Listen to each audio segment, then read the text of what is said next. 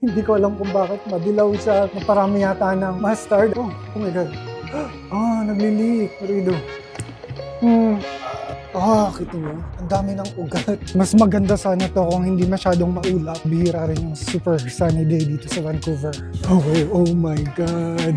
Ito na siya, yung tahin. Meron akong na-receive na email from Abercrombie & Fitch. Nagre-request sila ng pre-recorded interview. Pero ayun, nininervyos ako. Ganito yung tsura nung mais. Luto na sila. So ito na yung corn na iluluto ko today. Wait. Kailangan ko nung instruction kung paano siya lutuin. Nakita ko na yun kanina. Hindi ko na-save. Okay, Mexican street corn recipe. Okay, kailangan kong i-preheat yung oven ng 425 degrees Fahrenheit. Oh my God, lamag. Okay. So, hintayin lang natin yun. And yung dressing naman, ilalagay siya sa corn after maluto ng corn. So, ilagay muna natin yan dyan.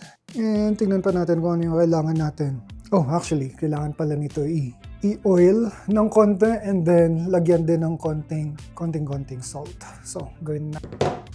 And super brand new itong olive oil ko. Buksan ko lang. Medyo mahirap buksan to.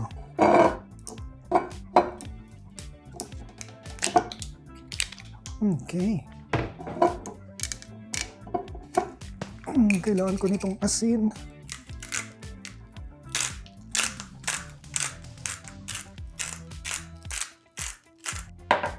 Lagyan natin ng oil. Hindi naman kailangan marami. Kailangan lang na equally yung lahat ng part pala malagyan ng oil. At saka ng salt. Okay, nasa 100 pa lang tayo. Pero tingnan ko na muna yung iba pang mga kailangan gawin. Okay, so kailangan na, ang pinakamatagal dito ay, okay, so itabi na muna natin to. And then, gagawin ko na yung mayonnaise. So, I think high school pa ako nung nakagawa ko ng mayonnaise as a science project. Pero, it's fine. Napakasimple lang rin naman niya. And meron akong food processor for the mayonnaise. Okay, so, neutral daw dapat yung oil na gagamitin, like vegetable canola or sunflower oil. Pero ito lang yung oil na meron ako. So, I think hindi naman ganun kalaki magiging difference ng lasa niya. So, isang buong cup daw ng oil yung ilagay. 1 cup, let's go. Okay. Lagay na natin dito. Alright. And then, lagyan daw ng salt. Actually, hindi ko na susukatin, pero I think okay na yan. And then, itong kakabili ko lang na, mustard. Siguro mga 1 pinch lang rin. Or depende.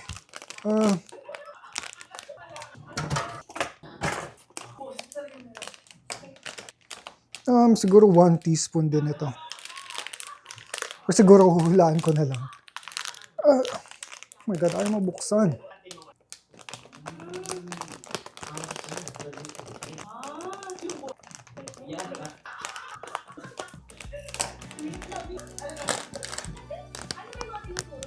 Okay.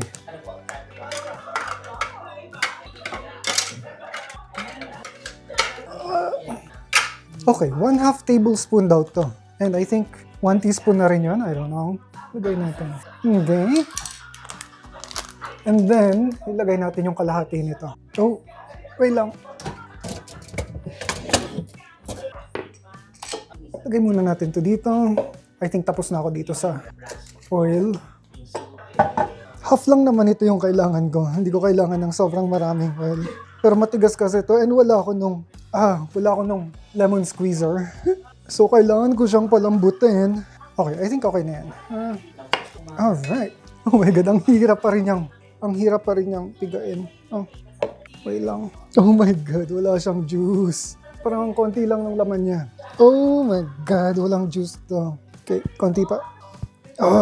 Okay, I think yun lang na rin. Yun talaga.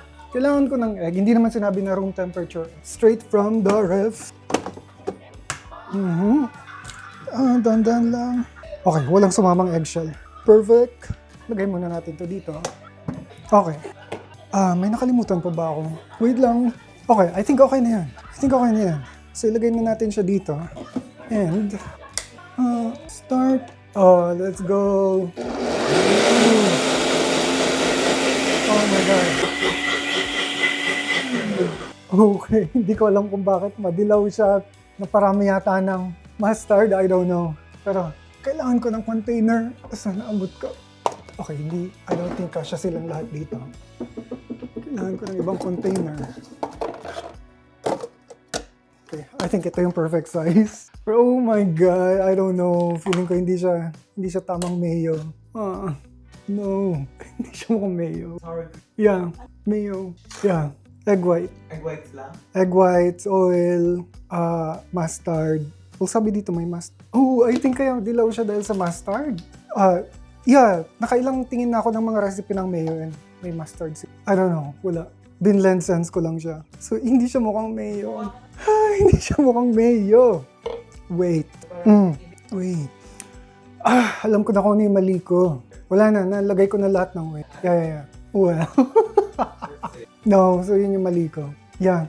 No, namiss ko na dapat pa konti-konti yung wait. Well, anyways, what do we do? Do you want me to make more? I mean, mayo? With the right instruction. Oh, yeah. 475. Malapit na yung corn. Yeah. So, I don't know kung ano mangyayari. Okay, pwede pa siyang gawa ng paraan, pero yung problem ko, every time na mag-a-add ako ng oil, kailangan kong alisin to dito. Dapat yung pitcher pala yung ginamit ko. Pero hindi rin pwede yung pitcher gamitin kapag hindi niya na-meet yung minimum hindi niya na-fill yung minimum level. And itong 1 cup ng oil, hindi siya yung minimum level ng pitcher. Okay. Okay, so siguro unti-untiin ko na nga lang yung paglalagay ng oil. Bahala na. Okay, lagay muna natin yung itlog. Oh no, oh my God, luto na. Ready na rin yung oven. Wait lang, lagay ko muna to dito. Tapos kailangan, nalaglag ko yung itlog nalaglag ko yung shit. Oh my God. Okay na yan, okay lang. Pero ilagay na muna natin tong mga mais dito sa griller.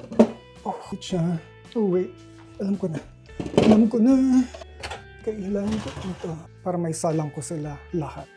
And 15 minutes lang sila. 2, 3, 4. At saka, ano pa bang kailangan ko? Wait. Ayun. I-close ko tapos isi-shift ko to broil. Broil ng high and then 15 minutes. Broil, high, start. Okay na yan. Ito, let's see kung magagawan pa ba talaga ng paraan. Sana magawan pa ng paraan. Dahil kung hindi, sayang yung sayang yung ingredients. Then pulse. Saan yung pulse?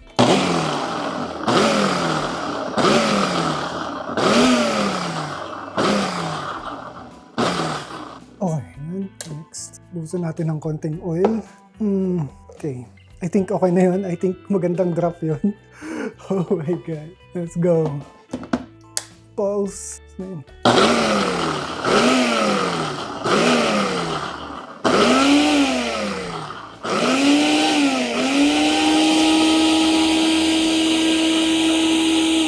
Okay, parang hindi siya gumagana.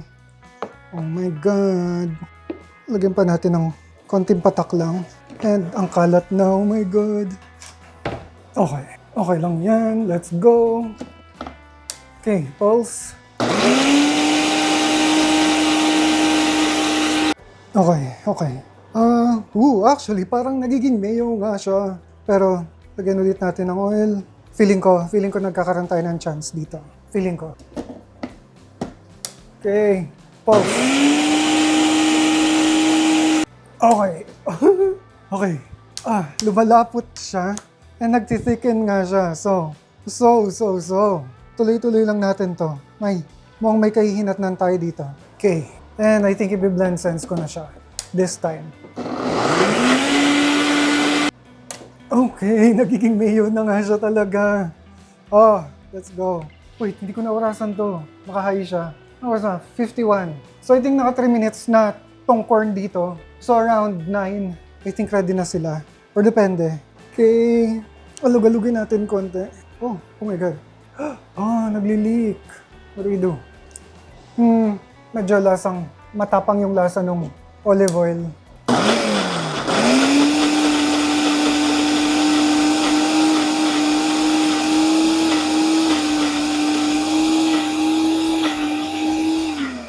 Okay. Oh my God. Tanibusan natin lahat ng oil. Pero oh my God, ang thick niya. Legit. Yeah, this is legit mayonnaise. Oh, fudge. Oh my God. Okay, pero hindi ko talaga dapat ginamit yung olive oil kasi sobrang ang overpowering niya. Very, very wrong yung olive oil dito. Wait lang. Ang kalat na. Oh my God. May konti pa to. Okay. Napatakan na ng mantika yung cellphone ko. Nagsisisi ako. Sana bumili na lang talaga ako ng mayonnaise sa grocery. Pero, okay lang yan. Nandito na tayo. Let's go. And last na, ikot na rin to.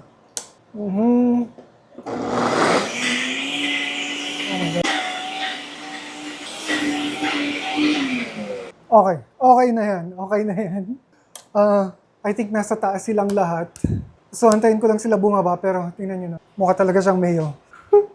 Lagyan muna natin to dito. Okay, para dun sa spread, i-combine ko lang yung mayonnaise, sour cream, Tex-Mex, salt and pepper. So, buksan na natin to. Hindi ko sure kung gaano karami yung gagamitin. I think half and half na lang nito at saka nung mayo. Okay, I think okay na tong ganito karami. Ayaw nyo maalis. Oh my God. Okay, perfect. Ano pa ba ilalagay? Tex-Mex. So itong fresh na Tex-Mex from the grocery. Kailangan ko lang hiwain. Hindi ko alam kung gaano karami rin yung Tex-Mex. Sabi lang ilagay Tex-Mex.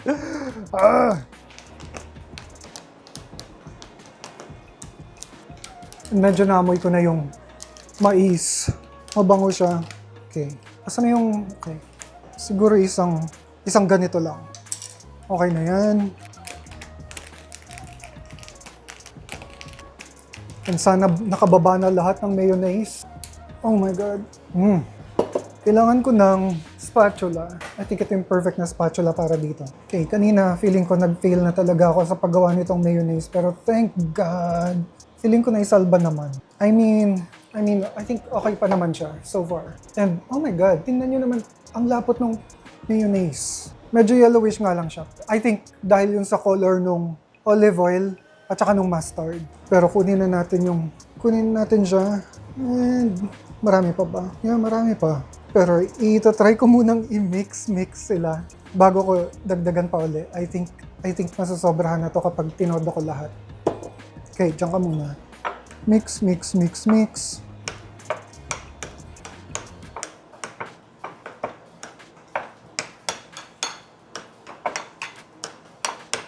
Okay, so far, we're not doing really good.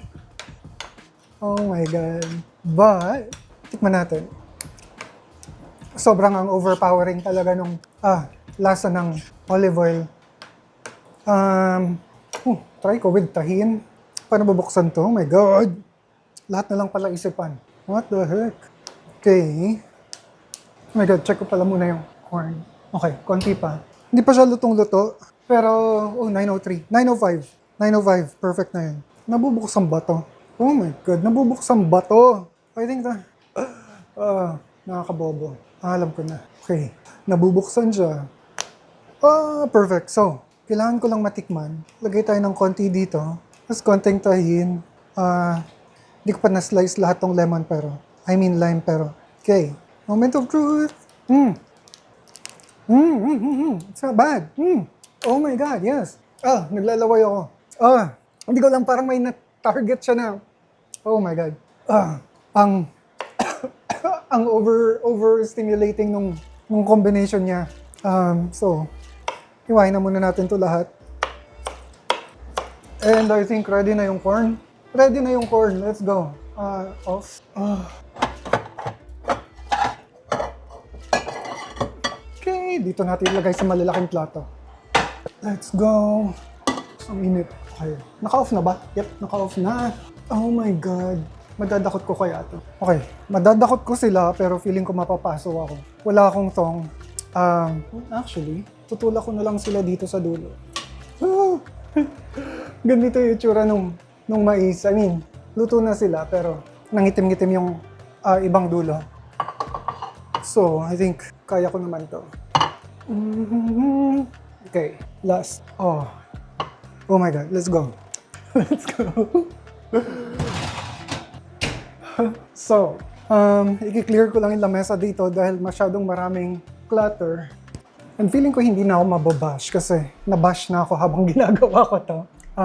Tinikman ko, for me okay naman yung lasa niya. Hindi naman siya hindi sobrang layo dun sa lasa nung, medyo matagal ko na rin kasi natikman yung Mexican corn talaga na ginawa ng Mexican naming kaibigan. So, ito hindi siya totally different. Okay. I think ito na yun. Mexican corn. Isalba ko naman yung mayonnaise. In fairness yung mayonnaise. Look, so hindi talaga pala dapat, mayonnaise talaga siya. Pero hindi daw talaga pala dapat olive oil yung ginagamit kasi kulay green yung olive oil. Dapat colorless na oil. Okay naman? Nilagyan mo ng tahin? Nilagyan mo ng lime? Okay. At least pwede na. Okay, mainit. So, ganito dapat yung itsura niya. Medyo yellowish lang yung sauce niya, pero hindi dapat. It tastes legit. Masarap. So, dun sa part na hindi pa nakakagatan, lalagyan lang nitong homemade street corn na concoction na ginawa natin kanina. Yan. And then lalagyan ng tahin. And then papatakan ng lime. Ganito. Okay. Then, meron akong na-receive na email from Abercrombie & Fitch na nagre-request sila ng pre-recorded interview and meron akong 72 hours para kumpletuhin yung interview. Sobrang hindi ako ready pero may oras pa naman ako para makapag-prepare. Hindi kasi ako nakapag-check ng email. So, meron pa akong ngayong afternoon para i-record yung mga videos ko para dun sa interview and dun ako magfo-focus. Dapat pupunta ako today ng gym and dapat lalaba at magwawalis din ako dito sa kwarto pero yung interview na lang i-focus ko. Feeling ko mabilis lang naman siya and na-leak din yung mga questions. So, I don't know, kapag na-mess up ko pa to, ewan ko na lang talaga. Pero ayun, nininervyos ako. Tapos na yung pre-recorded na interview ko. Na-disconnect ako isang beses. And so, sinusubukan ko kasi, yung na-leak ng mga questions, sinagutan ko na silang lahat. So parang ready na sila. And parang sunod-sunod na sila sa isip ko. Pero nung na-disconnect ako, nawala yung, kalimutan ko kung ano yung huli kong sinagot. Tapos kung ano yung huling ko. So parang, in the end, may mga answers ako na hindi ko sure kung naisagot ko na ba dun sa ibang question. And so, I think may mga 3 question dun na sinagot ko na hindi ko talaga napaganda, na hindi ako ready. So, I don't know. Feeling ko wala na naman. Hindi ko na alam kung magsusurvive pa ba tong halaman na to. Oh my God. So, 3 puno to actually. Tapos nakapulupot sila. Yung parang yung mga usual na money tree. Pero, mag-isa na lang siyang natitira. Tapos mukhang hindi pa maganda yung condition niya. Bumili ako ng terracotta pot para dun sa kalamansi ko. And meron din akong basil. So yung plano ko, yung kalamansi, ililipat ko sila dun sa terracotta pot. Tapos yung basil, ililipat ko dun sa kung nasan yung kalamansi ngayon. Ganito lang kasi yung lalagyan ng basil. So inalis ko siya dun sa plastic niya na packaging. Tapos nilipat ko siya dito sa kahon ng yogurt. And I think 1 week na rin siya nandyan after ko i-harvest yung. So ginamit ko to for pasta last. And itong kalamansi, ilalagay ko na siya sa mas malaki. May bunga siya, tingnan nyo. Kita ba? Ayan yung bunga. And I think sa labas ako maglilipat kasi baka kumalat yung lupa dito sa loob. And mukhang mainit. Dito sa loob ng bahay, mainit, 25 degrees Celsius kasi itong glass ng bintana, binablock niya yung air sa labas. Yung air sa labas, 10 degrees Celsius. So, yung air sa labas, mas malamig pa siya sa 10 degrees Celsius. Pero dahil sunny day to day, parang kinakancel nila yung isa't isa. So, around mga 10 degrees Celsius sa labas. And galing lahat to sa Dollarama. I think ito, $2.50. Tapos $4 yata tong pot. Tapos $4 din yung shovel na maliit. So, kailangan ko lang sila muna ilagay sa labas. Alright. I think kailangan ko ng janela. Let's go. Okay, kailangan ko lang ng magandang angle para sa camera. Baba natin ng konti. Okay, I think okay na yan. Ito na siya. Napakagaan niya. Labas lang rin natin tong pot. So, hindi ko lang kung paano siya uumpisa. Feeling ko, ilahin lang muna natin.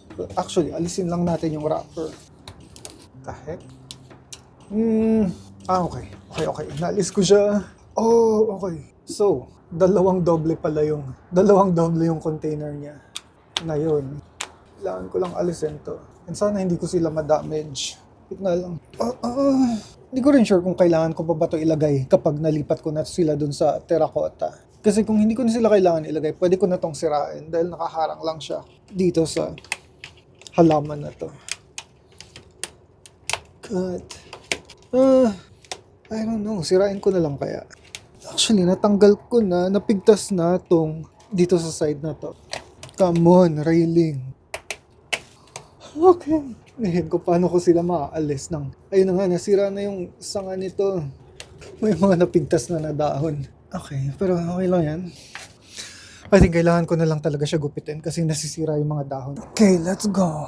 Kaya ba? Oh, kaya naman. Sana magupit din tong nandito sa taas. Sana. Yes, finally. And then... yun yung hindi ko sure kung... okay. Pwede ko pala siyang hilahin ng isang buong ganun. Pero, wait.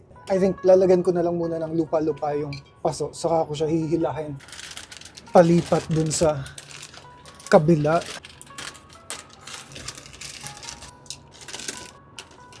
Okay. Napakagaan ng lupa. Ang gaan ng lupa na to. 1, 2, siguro isa pa. 3. Perfect. Let's go. Lipat lang natin na mabilis. Kita nyo? Ang dami ng ugat. So I think oras. Ito tamang oras ng hatot talaga na ilipat siya. And so, I think lagyan ko na lang ng lupa-lupa pa yung mga gilid-gilid niya. Meron din akong calamansi tree. Well, hindi pa siya totally puno nung nasa Pilipinas kami. Pero masipag rin mamunga yun. Parang lagi siyang may bunga. Pero ayun, hindi ko rin siya nadala dito nung lumipat kami sa Canada. Ikutin natin.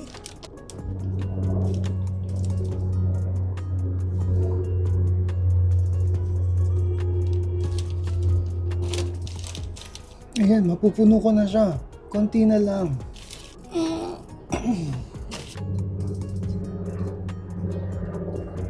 Okay, mukhang okay naman. I think okay naman. I think okay na to. Hindi ko na lang ipipress pa yung lupa para may konting air. Ngayon ang question, ibabalik ko na ba sila ngayon sa loob or mamaya? Mamaya na siguro. I-next na natin tong basil. Feeling ko kasi napakarami niya dito sa parang isang kumpol sila dito sa isang box na to na parang gusto ko silang paghiwalayin tapos ilagay ko sila dito sa magkahiwalay na box. Pero ito, wala kasi itong butas. So, I think bubutasan ko muna siya. And then, let's see. Wala akong pako. So, sana gumana tong screwdriver. Oh my God, no. Siya gumagana. Feeling ko mababasag rin talaga siya kapag binutasan siya. So, I think wala akong choice. Well, ito may butas to, so okay siya. Siguro gagawin ko na lang siyang parang experiment. Tingnan natin kung mabubuhay yung mga basil kapag dito sila nilagay sa walang drainage na pot. And bibili pa rin naman kami ng pots, I'm pretty sure, na may drainage, proper drainage. Actually, masyadong malaki yung drainage nito. So, I think kailangan silang nakapatong lagi sa... alam ko na. Oh my God, nagbibiyak siya. Kasi parang sa ganito lang sila nakalagay. I don't think na lupa nga ito. Ito, lalagay ko na lang siya dito. Lagay muna kita dyan. Okay, masyadong malalim. Dadagdagan ko pa rin ng lupa yung nandito sa kulay red kasi feeling ko kulang na kulang pa siya. Okay, I think okay na yan. Tingnan natin. Yeah, I think perfect. Perfect na yan. Dagdagan natin to para umangat pa siya. Siguro mga 2 pa. Okay. Kakabuhag-buhag na yung... Okay, dagdagan ko pa ng konti. Alright, and oras na ngayon para paghiwalayin sila. Hatiin ko lang sila sa gitna. Actually, itong lupa na lang yung hatiin ko sa gitna. Oh, fudge. Okay. Okay. I think nagkabuhol-buhol na rin kasi mga ugat nila sa ilalim. So, I don't know. Feeling ko napupunit ko lang yung mga ugat nila. I mean, nasisira ko lang yung mga ugat nila. Pero, okay, wala tayong choice. Kailangan nila maghiwalay. Ayun, kita nyo, ang dami. Ang dami sa isa-isang ganun. Patayin ko na kaya yung iba? I think papatayin ko na nga lang rin yung iba. Pero sayang naman kasi. Well, kung mamamatay sila. Pero hindi ako yung papatay sa kanila. Okay, lagyan natin ng lupa. Nice. Okay, I think okay na to. Okay, dyan ka na. Ikaw, next. Ang ginangalay ako, oh my God. Stretch ko lang yung legs ko. Okay. Let's go. Okay, I think okay na to. And hindi ko na lang sila didiligan ngayon kasi didiligan ko sila. Ang schedule nila ng dilig bukas pa. Dagdagan natin konti to. Siguro konti pa. Alright. Perfect. Let's go. Sa loob. Pero, kalamansi muna. Oh my God. Hindi ko sure kung saan siya maganda ilagay. I think dito na lang. Oh no, nakaharang siya ngayon sa heater. Okay, hindi ko alam kung okay lang ba na nakalagay sila dito sa heater. Pero hindi na rin namin madalas gamitin. So, I don't know. Okay, next. Ang daming lupa-lupa. Magawalis na lang ako sa loob. After, tak-tak na lang natin to para. Okay, I think okay na yan. Siguro yung mga basil dito na lang sila banda. Total ayaw din naman nila ng masyadong naarawan sila. Okay, perfect. Let's go. And ito, iti-tape ko na lang siguro muna sila. Actually, okay na lang rin siguro muna na ganito siya. Sayang tong mga lupa-lupa na to, pero tinatamad na ako maglinis. To, basura na to. Ito, iwan na kita dyan. Ikaw, sama ka sa akin. Ikaw din. Ikaw. At syempre ikaw. Let's go. Ito daw yung gustong kainin ni Ran mamaya for dinner. Mexican corn. So, mahilig din ako sa inihaw na mais, ganyan. Pero, hindi ganito. Nakatikim kasi kami nito nung umatan kami ng party nung kaibigan niya na Mexican. Hindi ko siya gusto kasi parang gusto ko pag mais lang. Hindi ko nilalagyan ng butter. Siguro konting asin. Alam mo, pag nilalaga, lalagyan ng asin. Ito kasi parang over the top siya. Actually, hindi nga ganito yung itsura nun. Ito, ganito yung itsura nun. So, sobrang dami niyang topping, which is ayoko. Yung gusto ko kasi last ng pagkain ko, yung base lang, yung basic lang. So, ayoko nung masyadong maraming. Pero ito yung gusto niya. So, ito yung attempt ko na gawin tonight. And meron kaming corn. Parang bihira kasi magkaroon ng mais dito. Tapos kapag merong mais na benta sa Nestor's Market or sa Save-On, sobrang dami nila. So kailangan mong bumili na in advance kasi kapag naubos yun, matagal ulit magkaroon. So parang, I don't know. I think wala na lang akong mayonnaise at saka sour cream. And ayun, 5:02 pa lang. And super sunny daw hanggang alas 8. So I think hindi ko alam kung anong oras uuwi si Ran. Pero siguro mga 7:30 PM nandito na. So magja-jogging muna ako papunta dun sa beach. Tapos pabalik, daan ng grocery, tapos mag-start ako magluto. 10 degrees Celsius daw sa labas. Pero magsusuot pa rin ako ng pang-winter kasi yung forecast, bababa ng 5 degrees yung temperature kapag nag-sundown na. Pero yung sundown around 8 PM pa rin naman. Pero ayoko makipagsapalaran kasi minsan may mga araw na katulad nung nakaraan super sunny day pero 1 degree Celsius lang. And yung nasa forecast nila is 10 degrees Celsius. Minsan hindi tama yung forecast and ayokong manginig sa labas. And maganda rin to kasi sobrang dami nitong bulsa. And ngayon pupunta ako sa grocery pagkatapos ko mag-jogging. So, perfect to. Actually, ayoko pala nito kasi hindi siya natutup. Perfect to para paglagyan ng mga kung ano-ano, like reusable bag na pang grocery. Ayun lang. Pero before, I think mga 2 hours lang ang tatakbo. Maganda tong part na to ng Lost Lagoon, lalo na kapag summer kasi yung dahon ng mga willow trees, sumasayad sila halos sa lake and ang ganda ng reflections nila. Ito, ayan. Well, mas maganda yan kung halimbawa full blast talaga yung araw pero today hindi. So, and Dati, well, nung summer din, sobrang daming mga pato dito. Ngayon, ang konti lang nila. Actually, halo-halo. Canada goose, ducks, seagull, lahat sila. Area na to dito banda. Kasi pag tinakbo mo to, dire-diretso. Third beach na yan. And bihira rin yung mga tao dito banda. So, masarap mag-record. Pero medyo mahaba-habang takbuhan to dahil I think mga 1 kilometro rin. And ako yung record ko, dahil hindi ako masyadong tumatakbo, siguro mga 30 minutes na dire-diretso takbo. Pero okay, let's go.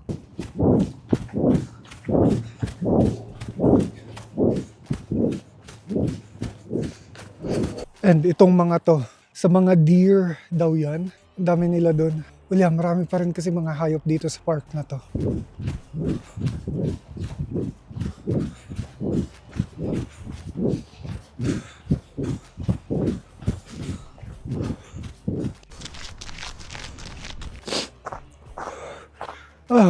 Naka 6 minutes lang ako na. Tuloy-tuloy. Oh my God. Parang humihina na yung lungs. Ang ingay ng uwak. Pero malapit na tayo sa beach. And sa seawall na ako dadaan pabalik. Medyo mas malayo yun pero mas maganda yung view. Lalo na ngayon na pa-sunset. Okay, mas maganda sana to kung hindi masyadong maulap. Pero bihira rin yung super sunny day dito sa Vancouver. May araw pa siya. Mag-alas 7 pa lang. And actually medyo mataas pa yung araw. Pero ayan yung view. Ayan yung dagat. Okay na rin, maganda na rin. Pero nakita ko na mas maganda to nung last year, summer. Dire-diretsuhin ko lang to. Tapos yung pinaka magiging ending ko, I think exit ako sa Sunset Beach. Doon ako maglalakad pa uwi.